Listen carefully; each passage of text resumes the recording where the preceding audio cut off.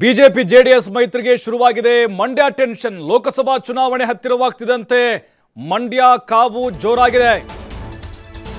BJP JDS ಮೈತ್ರಿಗೆ ಈಗ tension, ಅದು ಮಂಡ್ಯ. ಲೋಕಸಭಾ ಚುನಾವಣೆ ಹತ್ತಿರವಾಗ್ತಿದ್ದಂತೆ ಕಾವು ಹೆಚ್ಚಾಗ್ತಾ ಇದೆ. ಯಾರಿಗೆ ಟಿಕೆಟ್, ಯಾವ ಪಕ್ಷಕ್ಕೆ, ಯಾರ ಅಭ್ಯರ್ಥಿ? ಬಿಜೆಪಿ ಹೈಕಮಾಂಡ್ ಅಂಗಳಕ್ಕೆ ತಲುಪಿದೆ ಮಂಡ್ಯ ಕ್ಷೇತ್ರದ ಗೊಂದಲ. ಯಾಕಂದ್ರೆ ಇಲ್ಲಿ ಸ್ಥಳೀಯವಾಗಿ ಬಗೆಹರಿಸಕ್ಕಾಗೋದಿಲ್ಲ. ಮಾಜಿ ಸಿಎಂ ಕುಮಾರಸ್ವಾಮಿ ಕಣಕ್ಕಿಳಿಯೋಕೆ ಹೈಕಮಾಂಡ್ ಆಫರ್ ಮಾಡಿದೆ. ಬಿಜೆಪಿ ಹೈಕಮಾಂಡ್, ನೀವು ಬಂದ್ಬಿಡಿ, ಸೆಂಟ್ರಲ್ ಅಲ್ಲಿ ಮಿನಿಸ್ಟರ್ ಮಾಡ್ಬಿಡ್ತೀವಿ ನಿಮ್ಮನ್ನ. ಇತ್ತ ಜೆಡಿಎಸ್ ನಾಯಕರಿಗೆ ತಲೆಬಿಸಿಯಾಗಿದೆ ಹಾಲಿ ಸಂಸದೆ ಸುಮಲತಾ ನಡೆ. ಮಂಡ್ಯ ಗೊಂದಲ ನೀವೇ ಸರಿ ಮಾಡಿ ಅಂತ ಅಮಿತ್ ಶಾ ಮುಂದೆ ಎಚ್ಡಿಕೆ ಮನವಿ ಮಾಡಿಕೊಂಡಿದ್ದಾರೆ. ಸುಮಲತಾರವರಿಗೆ ಬೇರೆ ಕ್ಷೇತ್ರ ಕೊಡಿ ಅಥವಾ ರಾಜ್ಯಸಭೆಗೆ ಅವಕಾಶ ಕೊಟ್ಬಿಡಿ, ನಮಗೆ ಅವ್ರನ್ನ ಮನವೊಲಿಸುವಂತ ಪ್ರಯತ್ನಗಳಾಗಲ್ಲ, ಆದರೂ ಕೂಡ ಅವ್ರು ಒಪ್ಪೋದಿಲ್ಲ ಅನ್ನುವಂಥ ಮಾತು. ನೋಡಿ, ಈಗ ಹಾಸನ ಒಂದು ಫಿಕ್ಸು ಜೆಡಿಎಸ್ಗೆ, ಮಂಡ್ಯನೂ ಫಿಕ್ಸ್ ಅನ್ನೋದು ಬಹುತೇಕ ಖಚಿತ. ಆದರೆ ಈಗ ಅಲ್ಲಿ ಸುಮಲತಾ ಅವರು ಒಪ್ಬಿಡ್ತಾರೆ. ಹಾಗಾದರೆ ಬಿ ಜೆ ಪಿಗೆ ಅವರು ಬಾಹ್ಯವಾಗಿ ಈಗ ಪರೋಕ್ಷವಾಗಿ ಬೆಂಬಲ ಕೊಟ್ಟಿದ್ದಾರೆ, ಬಿ ಜೆ ಪಿಲೇ ಇದ್ದಂಗೆ. ಆದರೆ ಅಧಿಕೃತ ಸೇರ್ಪಡೆ ಆಗಿಲ್ಲ. ಈಗ ಅವ್ರಿಗೆ ಟಿಕೆಟ್ ಸಿಗಲ್ಲ ಅನ್ನುವಂಥ ಸುಳಿವು ಕೂಡ ಸುಮಲತಾ ಅಂಬರೀಶ್ ಅವರು ಸಿಕ್ಕಿದೆ. ಕುಮಾರಸ್ವಾಮಿ ಅವರು ನೀವೇ ಕಣಕ್ಕಿಳಿರಿ ಅಂತ ಬಿ ಜೆ ಪಿ ಹೈಕಮಾಂಡೇ ಹೇಳಿದೆ. ನೀವೇ ಮಂಡ್ಯದಲ್ಲಿ ಇಳಿದ್ಬಿಡಿ, ಆರಾಮಾಗಿ ಗೆದ್ದುಬಿಡ್ತೀರಾ, ಸೆಂಟ್ರಲ್ಗೆ ಬಂದುಬಿಡಿ ನಮ್ಮ ಕಡೆ ಅಂತ. ಹಾಗಾಗಿನೇ ಈಗ ಏನೇ ಆಗಲಿ, ಕುಮಾರಸ್ವಾಮಿ ಅವರು ನಿಲ್ಲಿ ಅಥವಾ ನಿಖಿಲ್ ಅವರೇ ನಿಂತ್ಕೊಳ್ಳಿ ಅಥವಾ ಜೆ ಡಿ ಎಸ್ ಕಾರ್ಯಕರ್ತರಿಗೆ ಅಲ್ಲಿ ಅವಕಾಶವನ್ನು ಕೊಡಲಿ, ಬಟ್ ಅಲ್ಲಿ ಜೆ ಡಿ ಎಸ್ಗೆ ಫಿಕ್ಸ್ ಆಗೋ ಸಾಧ್ಯತೆಗಳು ಹೆಚ್ಚಾಗಿದೆ. ಹಾಗಾಗಿ ಸುಮಲತಾ ಅವ್ರ ನಡೆ ಇನ್ನೂ ಕೂಡ ನಿಗೂಢ. ಅವ್ರಿಗೆ ಕಾಂಗ್ರೆಸ್ ಕಡೆ ಮುಖ ಮಾಡ್ತಾರೆ ಅನ್ನೋ ಚರ್ಚೆ ನಡೀತಾ ಇದೆ. ಅವರು ದೊಡ್ಡ ಮಟ್ಟದ ಲಾಬಿ ಮಾಡ್ತಿದ್ದಾರೆ ಕಾಂಗ್ರೆಸ್ಗೆ ಹೋಗಬೇಕು ಅಂತ. ಆದರೆ ಈಗ ಅಮಿತ್ ಶಾ ಅವ್ರ ಮುಂದೆ ಹೇಳಿದ್ದಾರೆ ಕುಮಾರಸ್ವಾಮಿ ಅವರು, ಸುಮಲತಾ ಅಂಬರೀಶ್ ಅವ್ರಿಗೆ ಬೇರೆ ಕ್ಷೇತ್ರ ಎಲ್ಲಾದರೂ ಕೊಡಿ ಅಥವಾ ಅವ್ರನ್ನ ರಾಜ್ಯಸಭೆಗೆ ಕರ್ಕೊಂಬಿಡಿ ಅಂತ. ಸುಮಲತಾ ಅವರು ಈಗ ಅಲ್ಲಿ ಪಕ್ಷೇತರವಾಗಿ ನಿಂತರೆ ಮತ್ತೆ ಮಗ್ಗಲ ಮುಳ್ಳಾಗ್ತಾರೆ.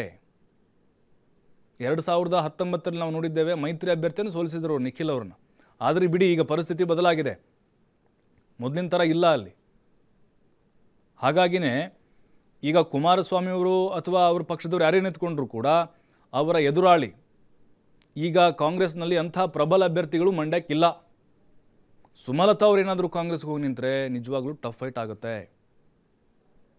ಹಾಗಾಗಿನೇ ಅವ್ರು ನಮ್ಮ ಪಕ್ಷದಲ್ಲೇ ಇರಿಸ್ಕೊಂಡು, ಅಂದರೆ ಬಿ ಜೆ ಪಿಗೆ ಇರುವಂತೆ ಮಾಡಿ ಬೇರೆ ಕ್ಷೇತ್ರ, ಈಗ ಬೆಂಗಳೂರು ಉತ್ತರ ಖಾಲಿ ಇದೆ, ಸದಾನಂದ ಗೌಡರು ಹೇಳಿದ್ದಾರೆ, ಗುಡ್ ಬೈ ಹೇಳಿದ್ದಾರೆ, ಖಾಲಿ ಇದೆ. ಈಗ ಅಲ್ಲಿ ಒಂದು 2-3 ಜನ ಕಣ್ಣಿಟ್ಟಿದ್ದಾರೆ. ಹಾಗಾಗಿ ಅಂತಹ ಕ್ಷೇತ್ರಗಳು ಎಲ್ಲೆಲ್ಲಿದ್ದಾವೋ ಆ ಕ್ಷೇತ್ರಗಳಿಗೆ ಯಾವುದಾದ್ರೂ ಒಂದು ಟಿಕೆಟ್ ಕೊಟ್ಬಿಡಿ ಅಥವಾ ರಾಜ್ಯಸಭೆ ಕರ್ಕೊಂಬಿಡಿ. ಇಲ್ಲಿ ಅದು ಪ್ರಾಬ್ಲಮ್ ಕ್ಲಿಯರ್ ಆಗಿಬಿಡುತ್ತೆ.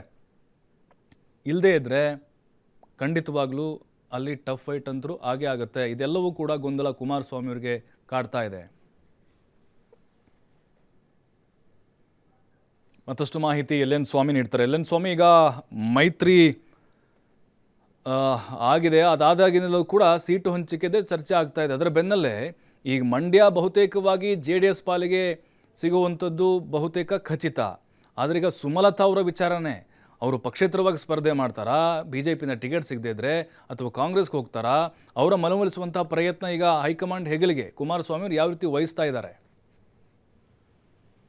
ಪ್ರಭು, 2024ರ ಲೋಕಸಭಾ ಚುನಾವಣೆ ಸಾಕಷ್ಟು ಕಾವೇರಿಸ್ತಾ ಇದೆ. ಈಗಾಗಲೇ ಒಂದು ಕಡೆ ಆಡಳಿತ ಪಕ್ಷದ ಕಾಂಗ್ರೆಸ್ ನಾಯಕರು ತಮ್ಮ ಸಿದ್ಧತೆಗಳನ್ನು ಮಾಡ್ಕೊಳ್ತಾ ಇದ್ರೆ, ಬಿಜೆಪಿ ಜೊತೆ ಮೈತ್ರಿ ಹೊಂದಿರುವಂತಹ ಜೆಡಿಎಸ್ ನಾಯಕರು ಕೂಡ ಸಿದ್ಧತೆಗಳನ್ನ ಮಾಡ್ಕೊಳ್ತಾ ಇದ್ದಾರೆ. ಈಗಾಗಲೇ ಕೇಂದ್ರ ಬಿಜೆಪಿ ಹೈಕಮಾಂಡ್ ನಾಯಕರನ್ನ ಭೇಟಿಯಾಗಿ ಕ್ಷೇತ್ರಗಳ ಹಂಚಿಕೆ ಬಗ್ಗೆ ಸಂಪೂರ್ಣವಾಗಿ ಚರ್ಚೆ ಆಗಿದೆ. 22ರ ನಂತರ, ಅಂದ್ರೆ ಅಯೋಧ್ಯೆಯಲ್ಲಿ ರಾಮ ಪ್ರಾಣ ಪ್ರತಿಷ್ಠಾಪನೆ ನಂತರ ಎಲ್ಲದಕ್ಕೂ ಅಧಿಕೃತವಾಗಿ ಘೋಷಣೆ ಆಗುವ ಸಾಧ್ಯತೆ ಇದೆ.